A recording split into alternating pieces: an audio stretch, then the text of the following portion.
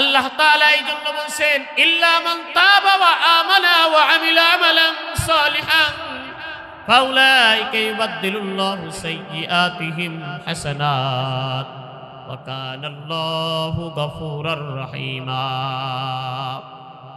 এই জন্য আল্লাহ তাআলা বলছেন যারা অপরাধী যাদের দ্বারা নাফরমানি হয়ে গেছে, যাদের দ্বারা আমার মালিকের বেঈমানি হয়ে গেছে, তাদেরকে বলছেন ইল্লা মান তাবা, তারা যদি কয়েকটা শর্ত মেনে তওবা করতে পারে আমার মালিক বলছেন আমি তাদের জিন্দেগির গুনাহগুলি মাফ করে দিব। চিৎকার দিয়ে জোরে জোরে বলুন সুবহানাল্লাহ। এই জন্য আল্লাহ রাব্বুল আলামিন বললেন ইল্লা মান তাবা, যারা তওবা করবে ওয়া আমানা ঈমান আনবে, তাহলে এক নাম্বার আমাদেরকে তওবা করতে হবে, আর দুই নাম্বার আমাদেরকে ঈমান আনতে হবে। ইল্লা মান তাবা ওয়া আমানা ওয়া আমিলা আমালান সালিহা, আর তিন নম্বরে ঈমানকে নবায়ন করতে হবে। আল্লাহ তাআলা চার নম্বরে যেই কথাটা আমাদের জন্য বলছেন, আল্লাহ তাআলা বলছেন বান্দা নেক আমল করো মানে আমলে সলিহ করো। তাহলে এক নাম্বার আমাদের যেই কাজ করতে হবে তওবা করতে হবে, দুই নাম্বার আমাদের ঈমানকে নবায়ন করতে হবে, আর তিন নম্বরে আমাকে নেক কাজ করতে হবে মানে আমলে সলিহ করতে হবে। এই তিনটা কাজ যদি আমরা করতে পারি আল্লাহ তাআলা পবিত্র কোরআনুল কারীমের মধ্যে বলেন ফাউলাইকা ইউবাদদিলুল্লাহু সাইয়্যাতিহিম হাসানাত। আল্লাহ তাআলা বলেন বান্দা এই তিনটি কাজ তুমি করবা আর আমি আল্লাহ তাআলা তোমার গুনাহগুলি maaf করে দিব। বাদদিলু মানে পরিবর্তন করা, ফাউলাইকা ইউবাদদিলুল্লাহু সাইয়্যাতিহিম হাসানাত। সাইয়্যা মানে গুনাহ, হাসানা মানে নেকি। আমার আল্লাহ তাআলা বলেন বান্দা আমি তোমার ওই গুনাহটারে নেকি দ্বারা পরিবর্তন করে দিব। চিৎকার দিয়ে জোরে জোরে বলুন সুবহানাল্লাহ। এই জন্য দেখেন তওবা কিভাবে করতে হবে। আবার আল্লাহ তাআলা তওবা করার পদ্ধতি আমাদেরকে শিক্ষা দিচ্ছেন বান্দা অপরাধ যখন হয়ে যাবে, নাফরমানি যখন হয়ে যাবে, তোমার দ্বারা গুনাহ যখন হয়ে যাবে, তখন সর্বপ্রথম তোমাকে তওবা করতে হবে। আর তওবার নাম কি? তওবা মানে যে অপরাধ আমার দ্বারা সংগঠিত হয়েছে, যেই গুনাহ আমার দ্বারা সংগঠিত হয়েছে, ওই গুনাহ থেকে এক নম্বরে তওবা করার এক নাম্বার শর্ত হলো যে সর্বপ্রথম ওই অপরাধকে আমাকে ছেড়ে দিতে হবে। এক নম্বরে যে শর্ত সেটা হলো অপরাধকে আমাকে ছেড়ে দিতে হবে। হায়াতের জিন্দেগিতে অপরাধ আর করা যাবে না। আর ওই যেই গুনাহ আমার দ্বারা সংগঠিত হয়েছে ওই গুনার প্রতি অনুতপ্ত আর লজ্জিত হতে হবে। তাহলে এক নাম্বার হলো গুনাহ ছেড়ে দিতে হবে, দুই নাম্বার অনুতপ্ত আর লজ্জিত হতে হবে, আর তিন নাম্বার হলো আমার মালিকের নিকটে মালিকের সাথে দৃঢ় সংকল্পবদ্ধ হতে হবে এবং বলতে হবে আই মালিক, আই আমার রব, রব্বুল আলামিন, আমার হায়াতের জিন্দেগিতে এই অপরাধ আমার দ্বারা আর সংগঠিত হবে না। মালিকের নিকটে সংকল্পবদ্ধ হতে হবে যে এই অপরাধ আমার দ্বারা আর সংগঠিত হবে না। চার নম্বরে যেই কাজটা আমাকে করতে হবে, আমার দ্বারা যে অপরাধগুলি আছে এই অপরাধটা দেখতে হবে কোন অপরাধ, এই অপরাধটা আল্লাহ তাআলার সাথে সম্পৃক্ত নাকি বান্দার সাথে সম্পৃক্ত। আল্লাহ তাআলার সাথে সম্পৃক্ত, যেমন আমি নামাজ পড়ি নাই, রোজা রাখি নাই, হজ করি নাই, এই যে অপরাধগুলি এইটা কিন্তু আমার মালিকের সাথে সম্পৃক্ত।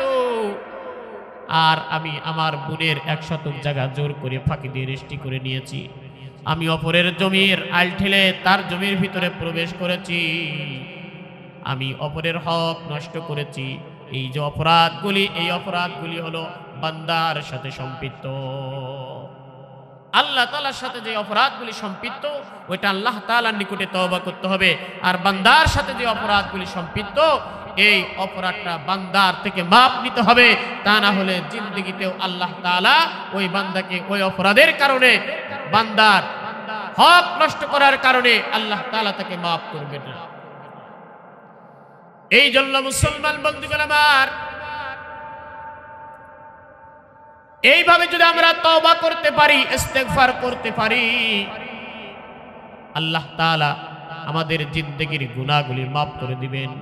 আর আমার তওবার সুরতটা যদি এইভাবে না হয়, আল্লাহ তাআলা আমাকে কিন্তু মাফ করবেন না। এই জন্য দেখেন, অপরাধ কম বেশি সবার দ্বারাই সংগঠিত হয়।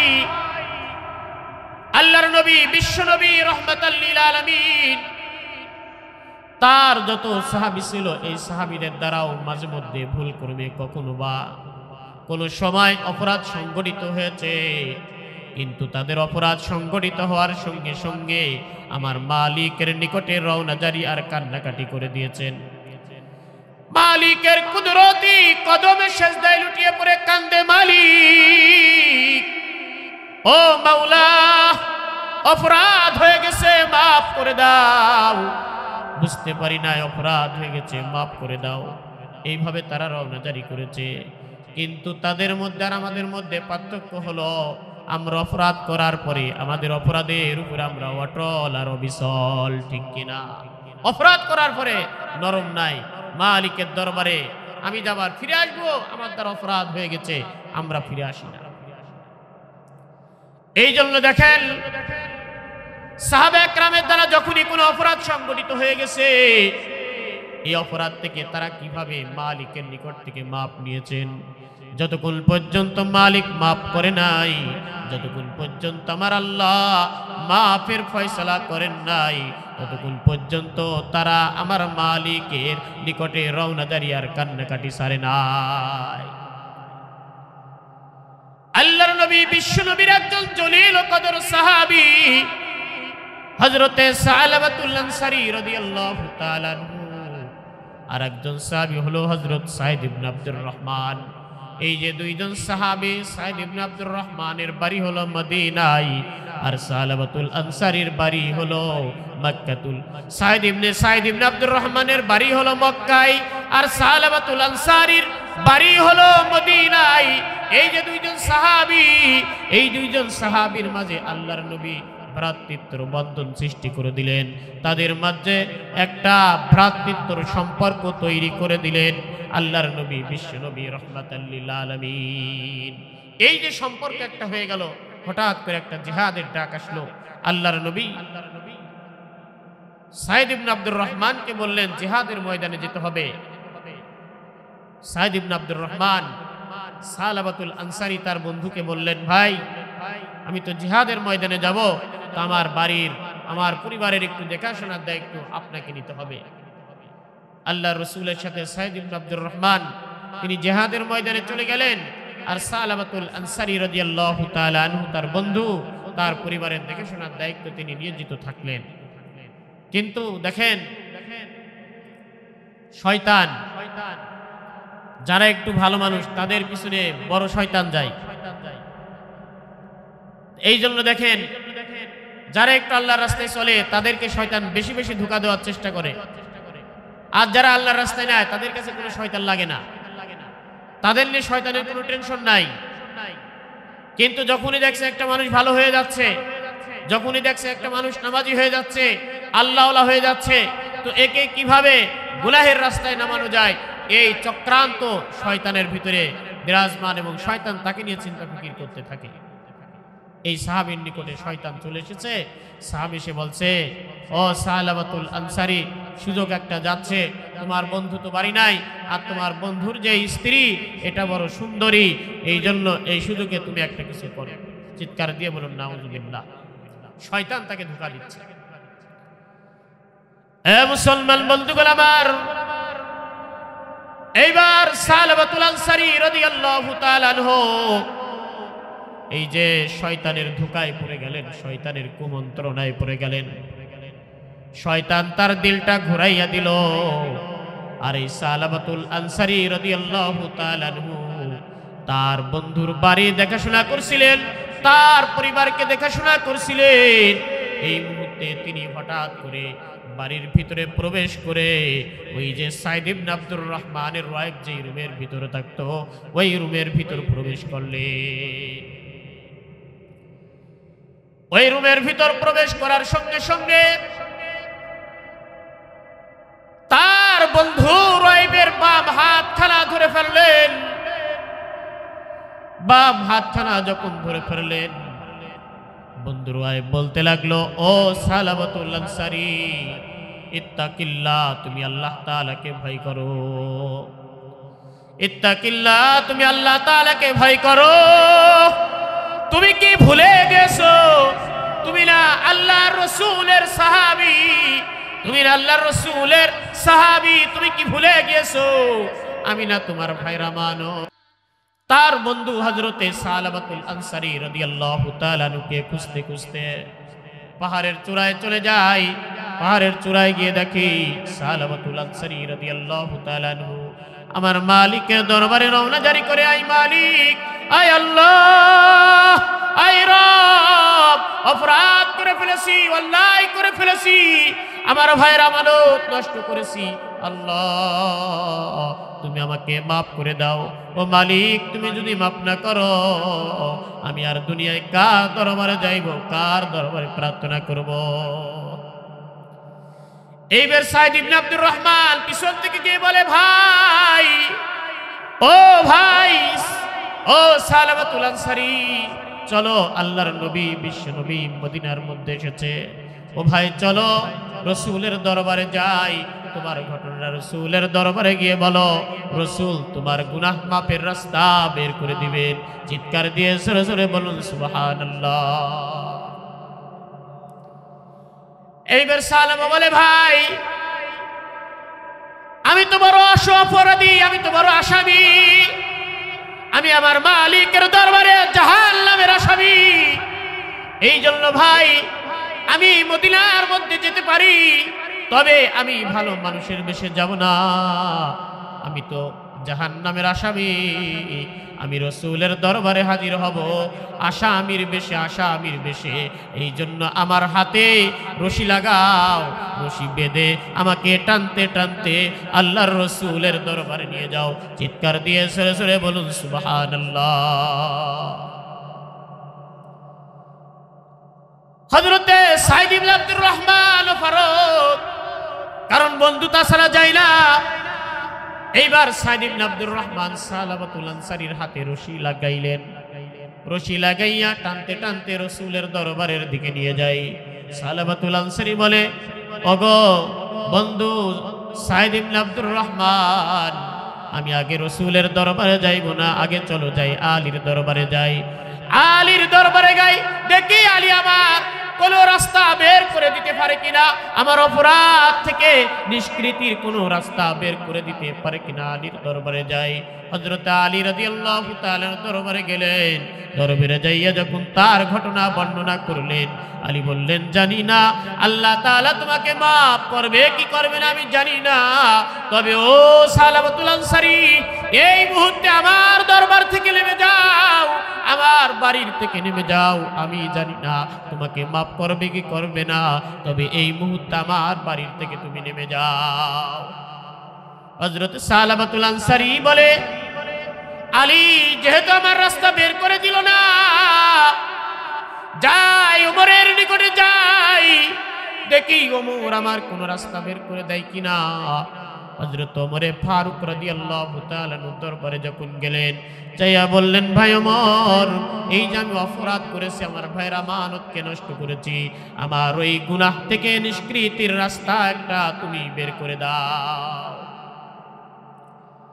হযরত ওমর বলে, ঘটনা শোনার পরে বলে, জানি না আমার মালিক তোমাকে মাফ করবে কি করবে না আমি জানি না, তবে এই মুহূর্তে তুমি আমার দরবার থেকে নেমে যাও, আমার বাড়ির থেকে নেমে যাও। এইবার তিনি চিৎকার দিয়ে বলতে থাকলেন, আরে আলীও আমাকে বের করে দিল, ওমরও বের করে দিল, যাই যাই নরম দিল ওয়ালা মানুষ হযরত আবু বকর সিদ্দিক, হযরত আবু বকর সিদ্দিকের দরবারে যায়। আবু বকর হয়তোবা আমাকে নৈরাশ করবে না, আবু বকর হয়তোবা তার বাড়ির থেকে আমাকে আর বের করে দিবে না। হযরতে সালাবাতুল আনসারী এইবার তিনি আবু বকর সিদ্দিকের বাড়িতে চলে গেলেন। আবু বকরের সিদ্দিকের বাড়িতে যাওয়ার পরে বললেন, ভাই আমি তো এই অপরাধ করে ফেলেছি, আমি তো এই অপরাধ করে ফেলেছি। কি অপরাধ করেছো? বলে, আমি আমার ভাইয়ের আমানত নষ্ট করেছি, আমার ভাই সাইদ ইবনে আব্দুর রহমানের আমানতকে নষ্ট করেছি। আবু বকর ঘটনা শোনার পরে বলে, এত রেগে গেলেন, বললেন, লাফরমান, জানি না আমার মালিক তোমাকে মাফ করবে কিনা, আমার মালিক তোমাকে মাফ করবে কিনা জানি না, তবে এই মুহূর্তে তুমি আমার বাড়ির থেকে নেমে যাও, তুমি আমার বাড়ির থেকে নেমে যাও।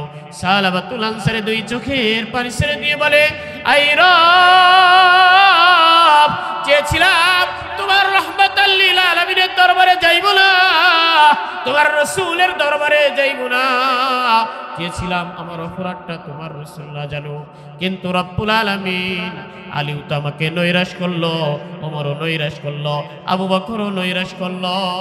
আমি বুক ভরা আশা নিয়ে তোমার রাসূল রাহমাতাল লিল আলামিনের দরবারে যাই। হযরতে সালাবাতুল আনসারী আল্লাহর নবীর দরবারে গিয়ে আল্লাহর নবীকে বললেন, ইয়া রাসূলুল্লাহ, ইয়া হাবিবাল্লাহ, আল্লাহর নবী গো, আমি আমার ভাইয়ের আমানতকে নষ্ট করেছি, আমি এই অপরাধ করেছি, আমার এই অপরাধ থেকে মাপ পাওয়ার কোনো রাস্তা আসেনি।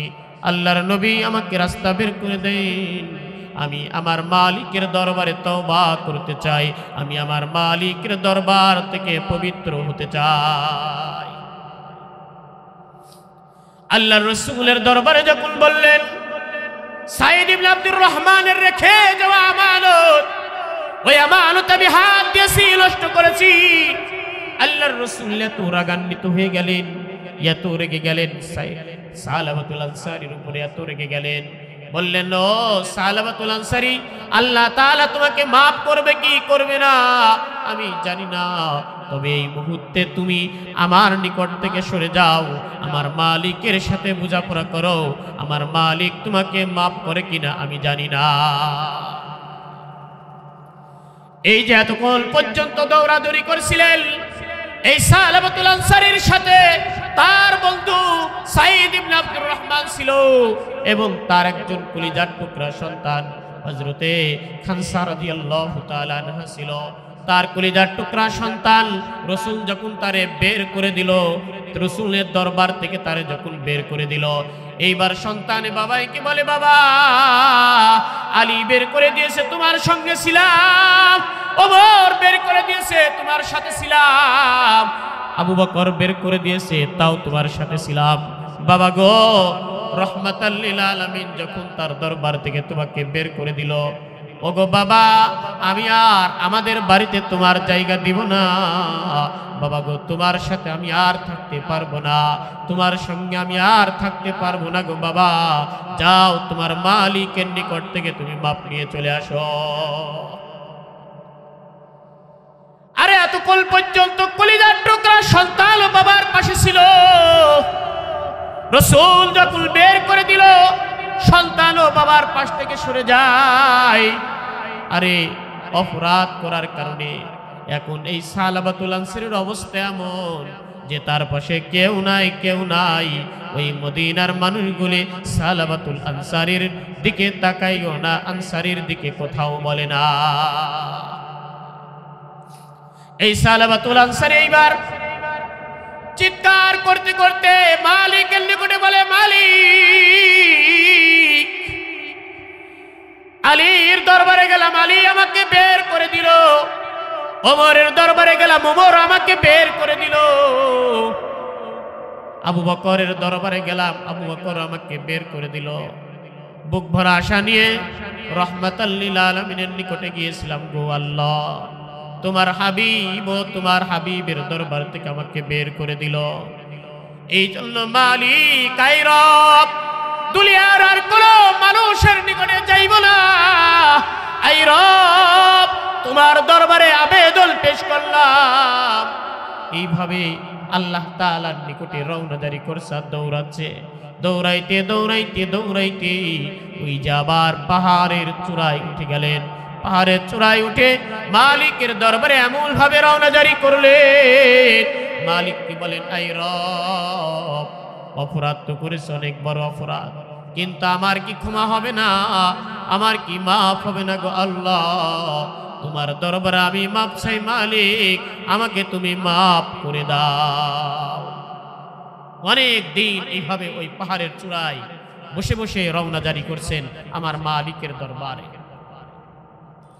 এ মুসলমান বন্ধুগণ আমার, সালাবাতুল আনসারী পাহাড়ের চূড়ায় উঠে মালিকের কুদরতি কদমে সিজদায় লুটিয়ে পড়ে বলে, মালিক আমাকে কি মাফ করবা না, মাফ করবা না?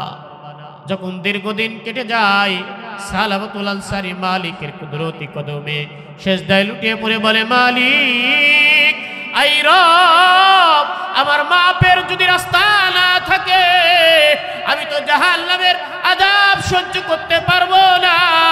আই রব, তোমার দরবারে দোয়া করি, ওই আসমান থেকে একটা আগুনের টুকরা দিয়ে আমাকে দুনিয়াতে পুড়িয়ে ভস্ম করে দাও, এরপরও আমি জাহান্নামে গিয়ে আমি জাহান্নামে পড়তে রাজি নই।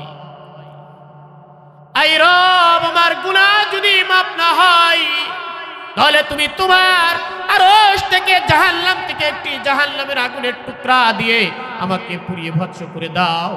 তারপরেও মালিক আমি এই গুনাহ মাখা অন্তর লইয়া ওই হাসরের ময়দানে তোমার সামনে আমি দাঁড়াইতে চাই না, দাঁড়াইতে চাই না। এইভাবে যখন রওনা জারি করেছেন আমার মালিকের দরবারে, আমার মালিক সালাবাতুল আনসারীর প্রতি রাজি হয়ে গেছেন। চিৎকার দিয়ে বলুন সুবহানাল্লাহ।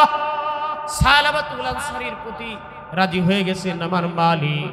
হযরতে জিবরাইল আমিনকে পাঠিয়ে দিয়েছেন আল্লাহর রাসূলের নিকটে। আল্লাহর রাসূলের নিকটে জিবরাইলের আগমন। জিবরাইল এসে বলে, ইয়া রাসূলুল্লাহ, ইয়া হাবিবাল্লাহ, আপনার সাহাবী সালাবাতুল আনসারী কই?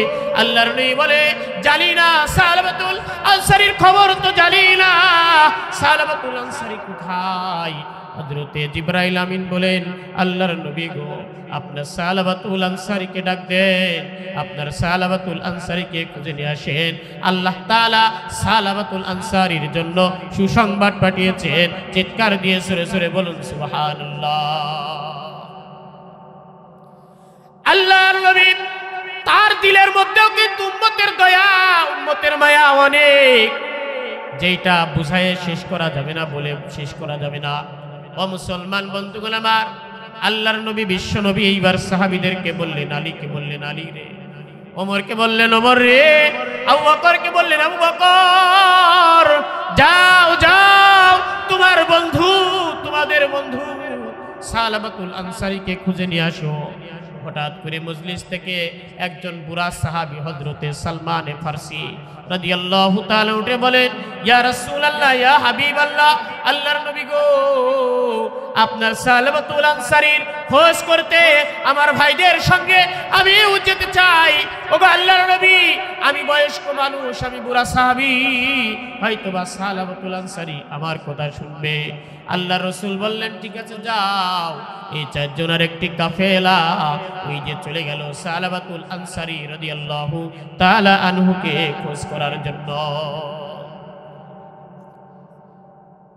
মহিলা প্যান্ডেলে মা বোনেরা, আপনাদের সামনের দিকে আপনারা এগিয়ে বসেন, জায়গা হচ্ছে না, আরেকজন মাকে বসার জায়গা করে দিন, যারা দাঁড়িয়ে আছে তাদেরকে বসার সুযোগ করে দিন। তো সম্মানিত হাজিরিন, এই চারজনের এই কাফেলা মদিনার মধ্যে খুঁজে বেড়াচ্ছে সালাবাতুল আনসারী রাদিয়াল্লাহু তাআলা আনহুকে কোথায় গেছে। খুঁজতে খুঁজতে পাহাড়ের পদদেশে চলে গেলেন। ওখানে কিছু রাখাল তাদের পশুগুলি চড়াচ্ছিল।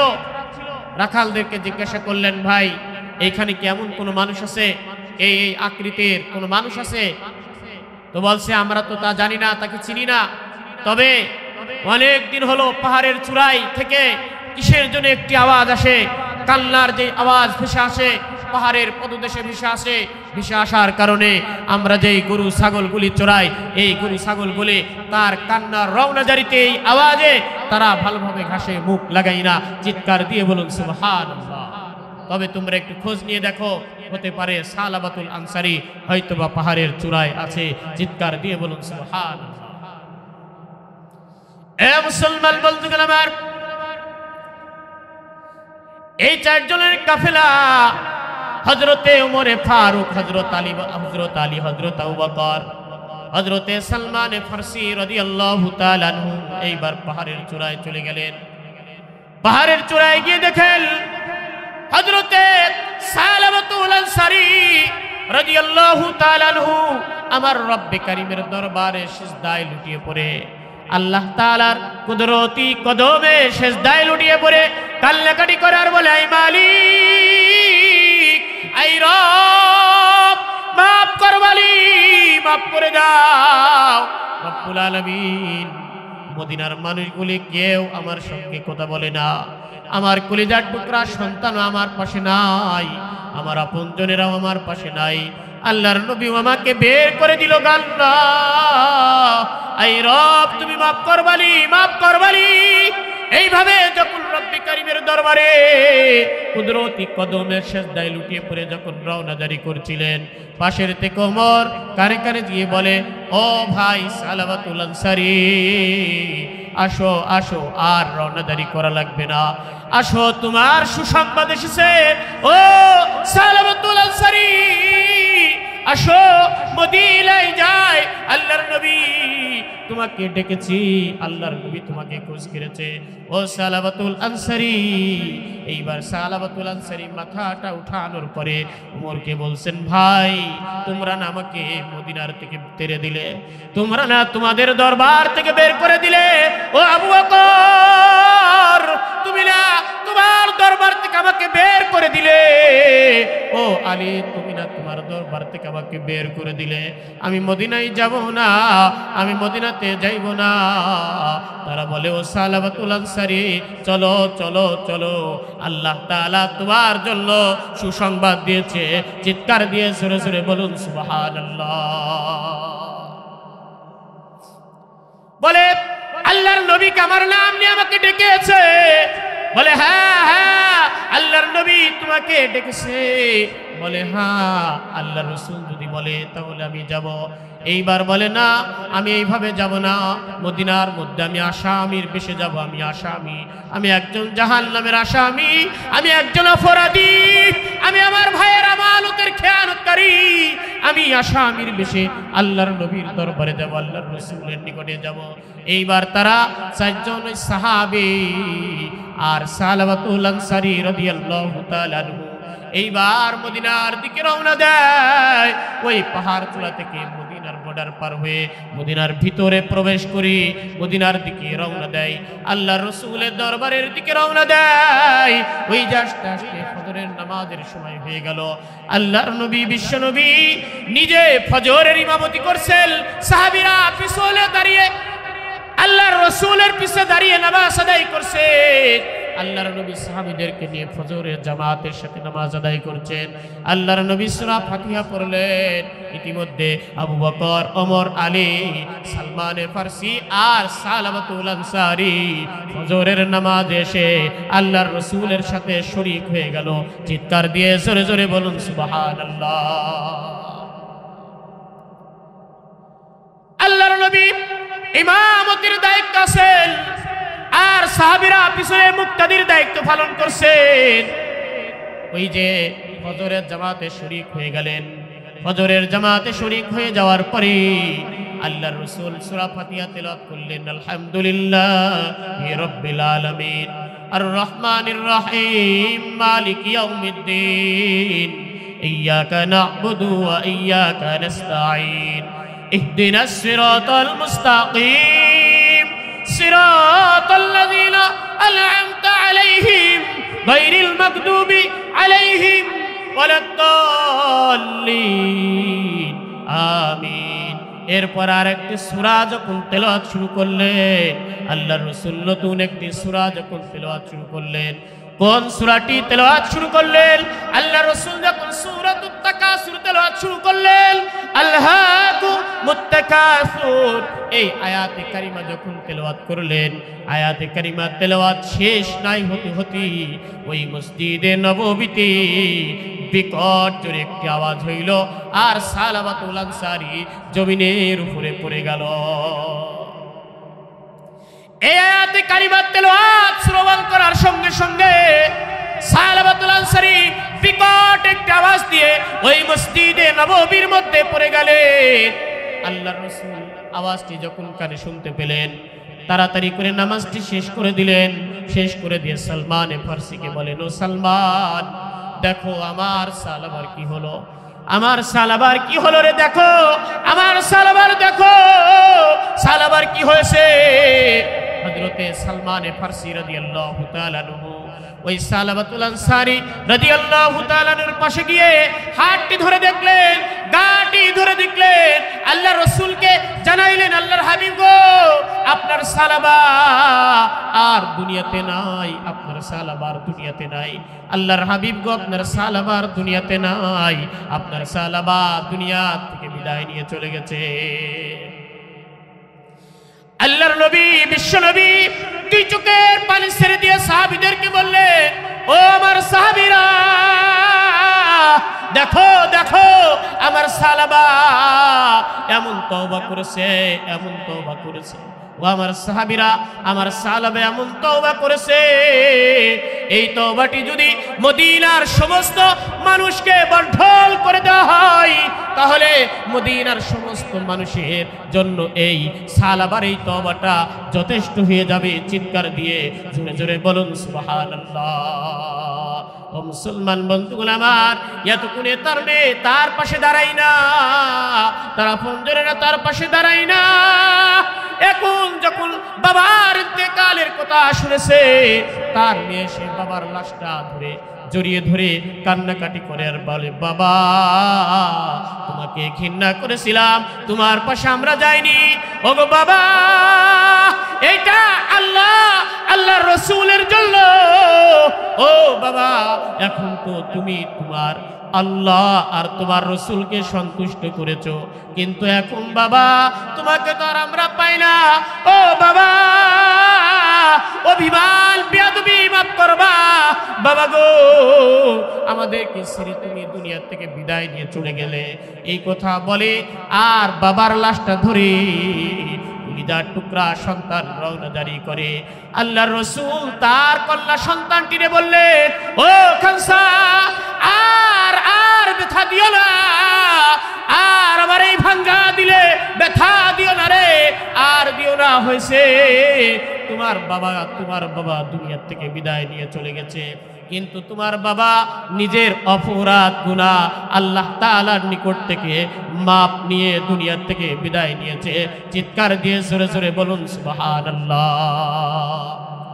এই জন্য মুসলমান বন্ধুগণ আমার, অপরাধ যদি হয়ে যায়, অন্যায় যদি হয়ে যায়, আমার মালিকের দরবারে যদি আমি একটিবার রওনা জারি করতে পারি, একটিবার যদি কান্নাকাটি করতে পারি, আমার মালিক বলেন, ফাউলাইকা ইউবাদদিলুল্লাহু সাইয়্যাতিহিম হাসানাত।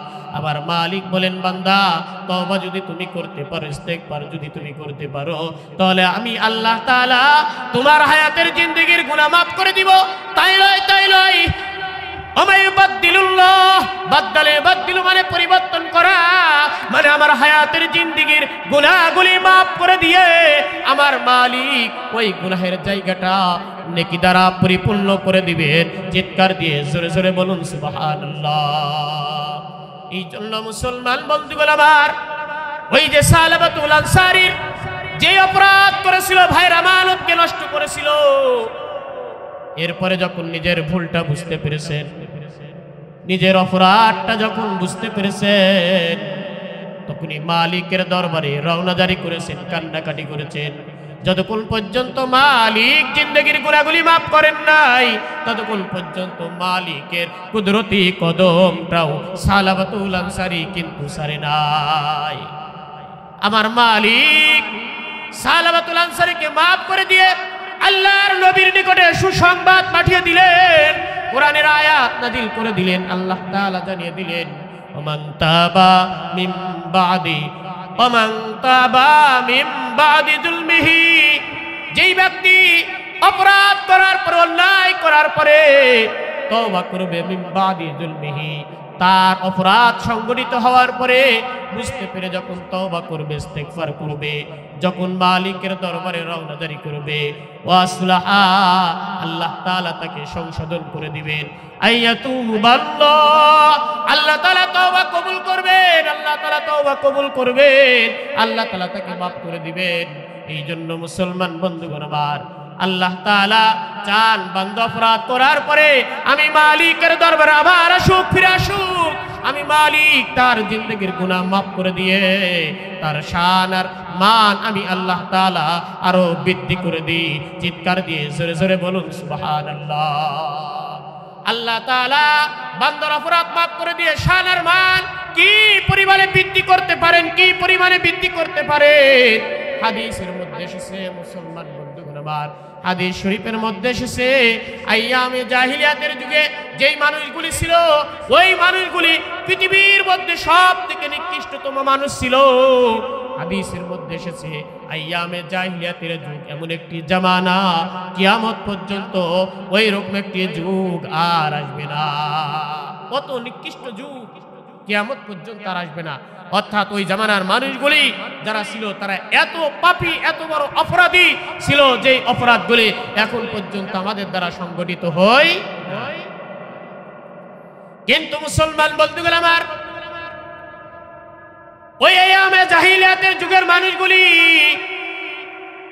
বিশ্বনবী মুহাম্মদুর রাসূলুল্লাহ সাল্লাল্লাহু আলাইহি ওয়াসাল্লামের হাতে হাত দিয়ে যখন কালিমার মালা গ্রহণ করেছেন, নিজেদের জিন্দগির অপরাধ আর গুনাহগুলির জন্য যখন আমার মালিকের দরবারে রওনাদারি করেছেন, আমার মালিক তাদের শান আর মান কি পরিমাণে বৃদ্ধি করে দিয়েছেন, কি পরিমাণে বৃদ্ধি করে দিয়েছেন।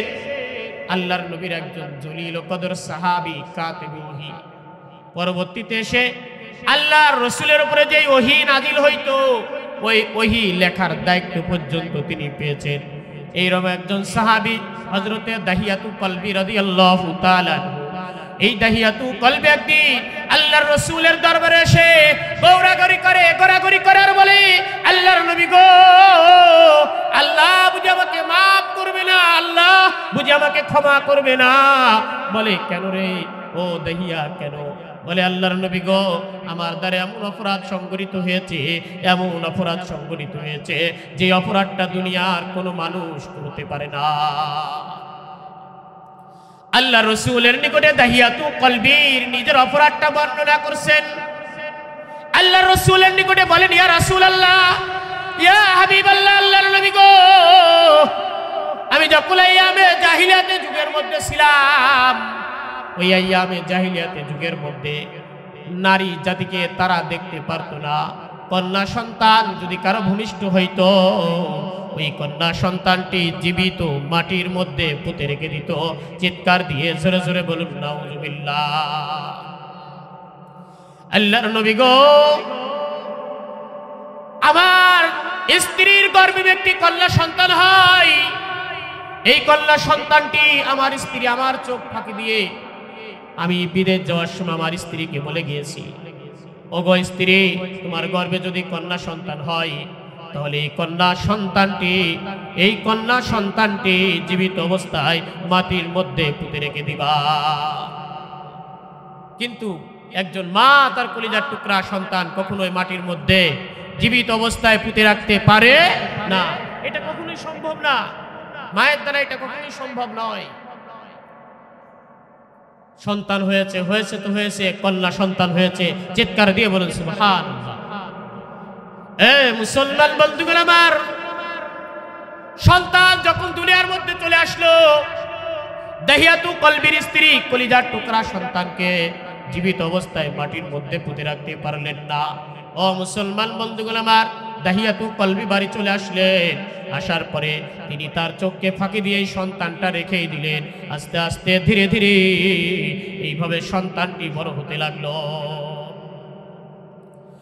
এক পর্যায়ে সন্তানটি যখন বড় হয়ে গেল, হঠাৎ করে দাহিয়াতু কলবি শুনে ফেললেন, দাহিয়াতু কলবি জেনে গেলেন যে তার কলিজার টুকরা সন্তান একটা আছে। এইবার তার স্ত্রীকে যখন বললেন, স্ত্রীও সত্য কথাটি বলে দিলেন। স্ত্রী সত্য করে বলে দেওয়ার পরে এইবার দাহিয়াতু কলবি তার দিলের মধ্যে একটাই চিন্তা, এই সন্তান দুনিয়া থেকে কিভাবে বিদায় করা যায়, এই সন্তান দুনিয়া থেকে কিভাবে বিদায় করা যায়, একটাই তার চিন্তা। এই জন্য সন্তানকে দুনিয়া থেকে বিদায় করার জন্য চক্রান্ত করছে।